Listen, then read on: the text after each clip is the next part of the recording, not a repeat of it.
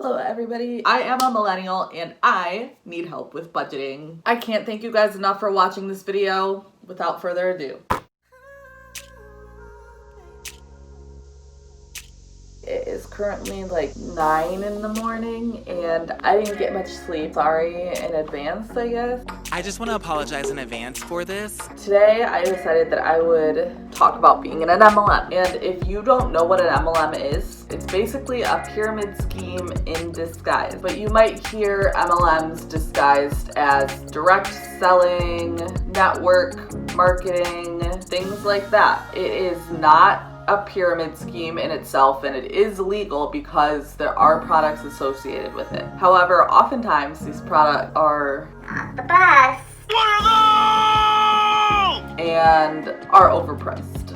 I will say luckily it's easy once you are in it. If you are not very involved, it's easy to leave. If you are more involved in the community, it's difficult. You will see a lot of people on YouTube sharing their experiences of being higher in the company, leaving. In that sense, they lost a lot of friends. I was involved in an MLM earlier this year, had been doing these workouts, and I just got a new house, and then the pandemic happened. And I knew I wouldn't be able to go to a gym anywhere, so I tried joining for the workout. And then, you know what, I decided, well, let me just try being a coach, because a lot of times they try to suck you in by telling you that there's a discount their products if you become a coach. And I don't know why I did this, because I wasn't even using those products before, but whatever. So I was a hey hun, and I was watching all these YouTube videos about anti-MLM, and I was like, yeah, this is right, this is true, but I just didn't want to admit it to myself, and I don't know why. This MLM in particular, I feel like focused on vulnerabilities. However, if you watch anti-MLM videos, a lot of times they do talk about how most MLMs in themselves do prey on vulnerable people, and makes you feel like a really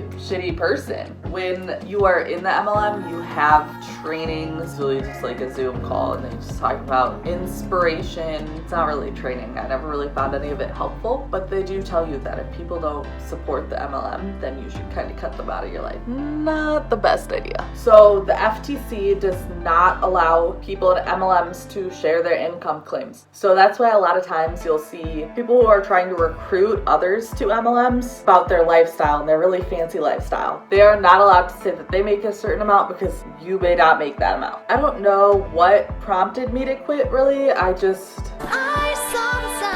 And there is a huge anti-MLM community here on YouTube where you can check out a bunch of videos. I think the important point that a lot of anti-MLMers make is that it is not the people in the MLM that they are against. It is the structure of the company themselves, and then sometimes some actions that the people in the MLM take. So even TikTok has released new guidelines. You can't promote MLMs on TikTok anymore. TikTok has banned content that promotes multi-level marketing companies in a recent community guidelines update. But I think that's super progressive that TikTok has banned promoting products of an MLM on their app. Not just like one person on TikTok was just like, oh, we don't like MLMs. I'm sure there was a lot more going into that discussion about why they shouldn't be promoted. Some MLMs that you may have heard of are Arbonne, Monet, Monat, Beachbody, LuLaRoe, Rodan and Fields, and then there's also a lot of MLMs that I feel like kind of hide in the shadows. Avon is an MLM, Mary Kay, Young Living.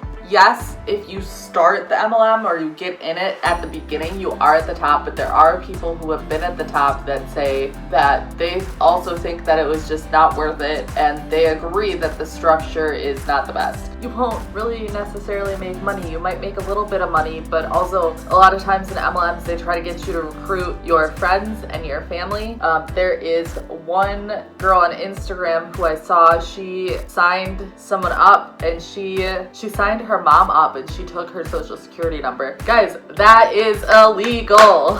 Please do not do that. Please, please, please. Always in the MLM, it is not your product. A lot of times, again, there's an emphasis on recruiting people rather than the product itself. A lot of times, like I said, MLMs like to promote the lifestyle and kind of the luxury of not having to do a lot of work and still get paid for it, and it fitting in the time of your day because you don't have to spend that much time on it, but then you do have to spend time on it if you want to become successful, and it's kind of contradicting in a sense.